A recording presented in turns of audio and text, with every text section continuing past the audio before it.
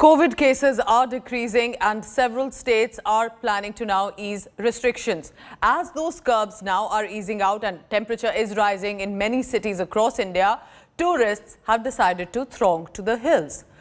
But sadly, what can be seen now that while they are taking time out, they're throwing caution to the wind, literally by not following COVID safety norms. The new trend, and it is being called revenge travel, is a cause of concern.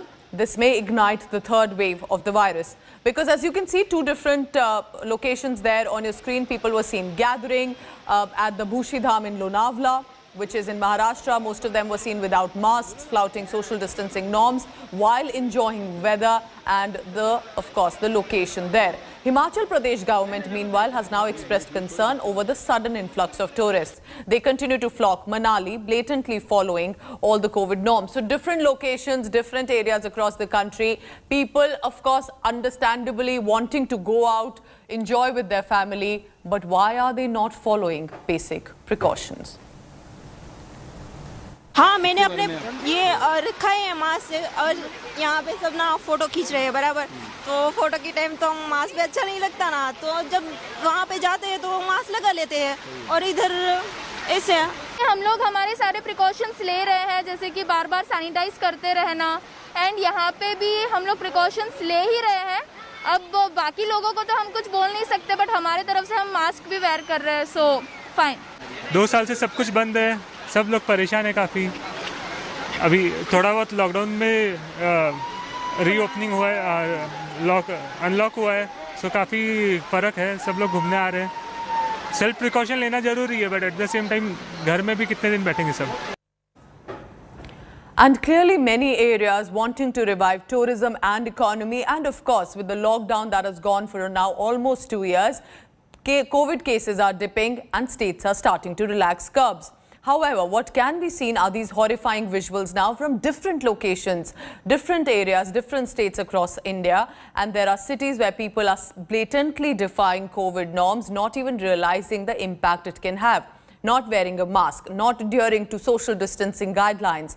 We call them the COVID idiots here on India Today. The ones who even at religious places, for example in Mathura, are not following basic norms. A similar sight witnessed at the famous Sarojini Nagar market in Delhi. Extremely popular, huge crowd gathered for shopping, but deciding to be very close to each other. No social distancing norms as well. From Delhi, from Maharashtra, from hill stations, let me now take you to Madhya Pradesh's Khargone. A huge crowd gathered outside a vaccination center. The visual on your screen there, that's a vaccination center. People willing to get jabbed, but in return, due to the long queue, there is desperation on one side to get the jab, on another, look how closely they're standing with each other. These are most likely strangers, and the ones who are going to return to their families may even show symptoms, not following social distancing at all.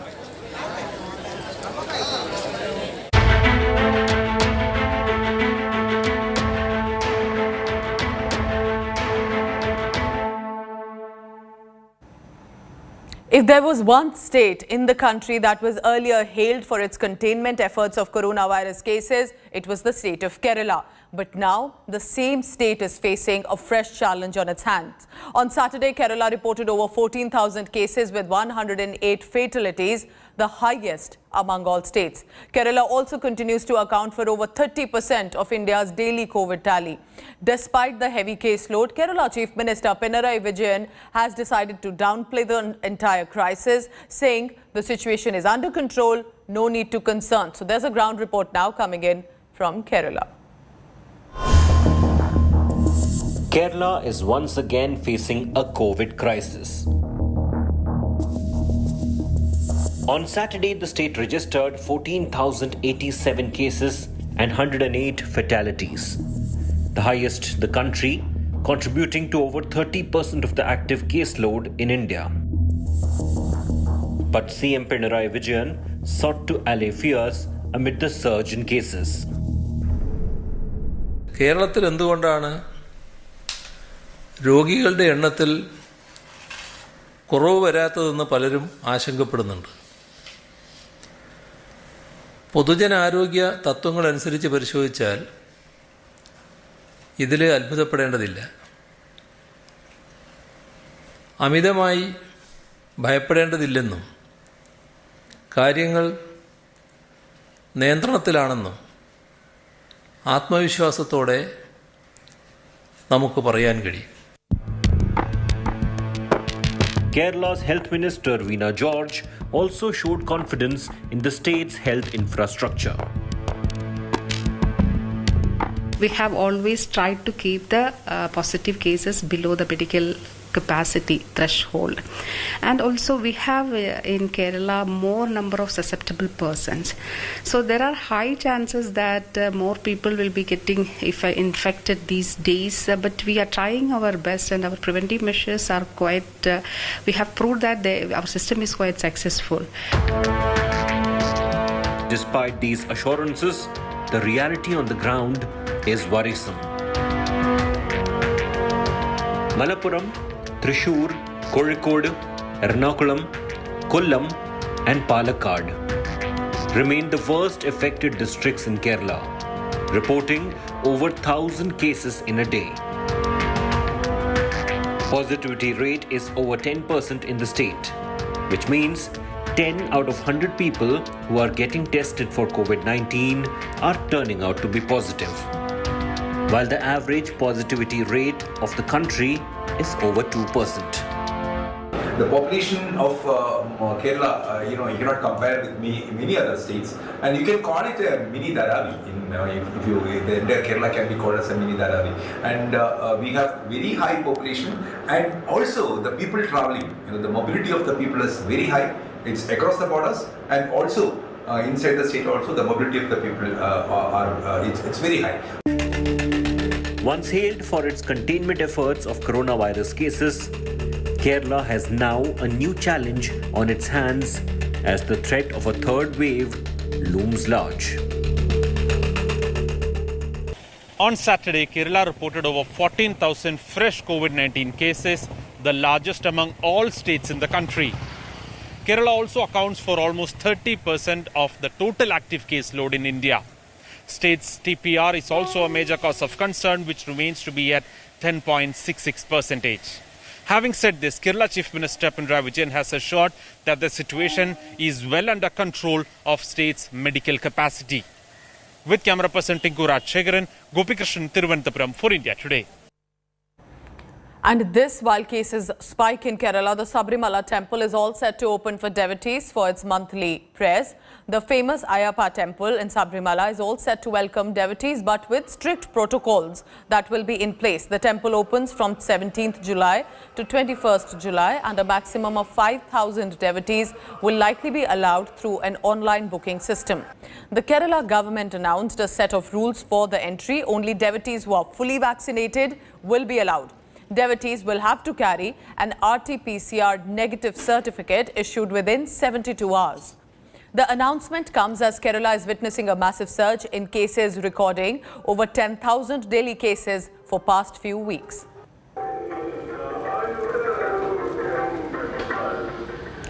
Let's now get you an update from the southern state of Tamil Nadu, because after witnessing an initial drop in COVID-19 cases, Tamil Nadu government has now announced relaxation in the curbs. However, lockdown will continue to remain in place till 19th of July. So as per new guidelines, shops and restaurants are allowed to remain open till 9 p.m. from Monday. Interstate buses will not be allowed to operate, but bus services to Puducherry have now been permitted. Meanwhile, bars, pubs, swimming pools, theatres will continue to remain shut. No social and political public gathering will be permitted. Recreational activities, schools, colleges will also be shut. State continues to witness a dip in the COVID-19 cases. Tamil Nadu reporting 3,867 cases on 4th of July, which has now come down to 2,914 cases on 10th of July. However, Tamil Nadu is still reporting a high number of cases that after Maharashtra and Kerala, and the union government has given a word of caution against lowering a guard. हमारे देश में 90 जिले ऐसे हैं जहां पर से देश के 80% केसेस आ रहे हैं, जिससे यह पता लगता है कि जो एक लिमिटेड एरिया, लिमिटेड ज्योग्राफी में अब केसेस का स्प्रेड नोट किया जा रहा है, और जरूरी है कि वहाँ पर हम फोकस्ड अटेंशन के थ्रू इंटेंसिव कंटेनमेंट पर कार्य करें। Multiple raids by the investigative agency, the NIA, in Jammu and Kashmir now. The joint operation by NIA, the IB, the RAW, along with J&K police and CRPF carried out raids in at least 10 locations of Anantnag, Avantipura, Baramulla and Srinagar. This for busting a new alleged ISIS module. The collaborated raids have led the agency on a doorstep of a man by the name of Omar Bhatt in South Kashmir. Sources are telling India Today that Omar could now become the face of printing editions of Voice of India-centric Radical magazine with an intent to primarily instigate the members of Muslim community, especially the youngsters, against the establishment. 5 people have now been taken into arrest. Questioning is being done from 9 people. A case of new ISIS module and terror funding was registered 10 days ago. But the suspects were put then under surveillance for last 3 months to track evidence. Last year in March, remember, a Kashmiri couple also were rounded up by Delhi police and then taken into arrest on charges of links with Khorasan module and fueling the anti-CAA protests. The magazine then, after it was put on surveillance and after, of course, questioning was done, stopped printing. But the publishing had started again a few months ago. This is when the Research and Analysis Wing activated its sources on the ground.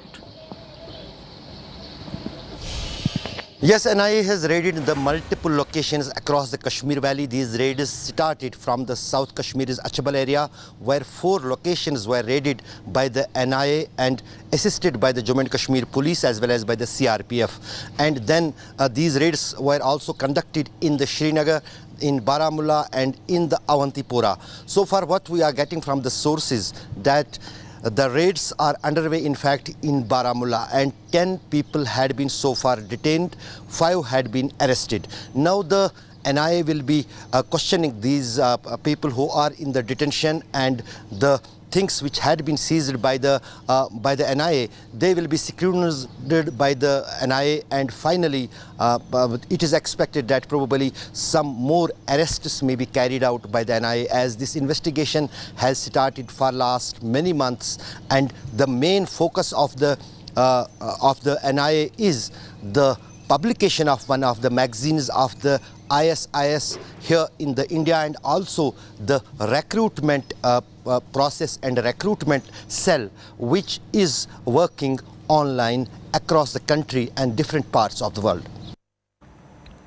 And intensifying crackdown against elements linked to terrorists and the separatist network, the Jammu and Kashmir administration has now sacked the sons of Hizbul Mujahideen chief terrorist Syed Salahuddin from the government service job. Now, Salahuddin's sons, Syed Ahmed Shakil and Shahid Yusuf, were sacked over the charges of allegedly raising, receiving, collecting and transferring funds through the Hawala transaction for terror activities of the Hizbul Mujahideen. In addition to Salahuddin's sons, 9 other government employees have also been sacked. That include Jammu and Kashmir policemen for their alleged involvement in terror and anti-national activities. Employees have been sacked on the recommendations of a designated committee that had been set up to scrutinize in the Union Territory of Jammu and Kashmir. अच्छा कदम लिया गया है, मैं इसकी सराहना करता हूं, क्योंकि इन लोगों को जब तक चिन्हित नहीं किया जाएगा तब तक ये पॉसिबिलिटी नहीं है कि मिलिटेंसी को समाप्त किया जाए। ये तो एक शुरुआत है। इसके अलावा और भी लोगों को चिन्हित करके जल्द से जल्द उन पर कार्रवाई हो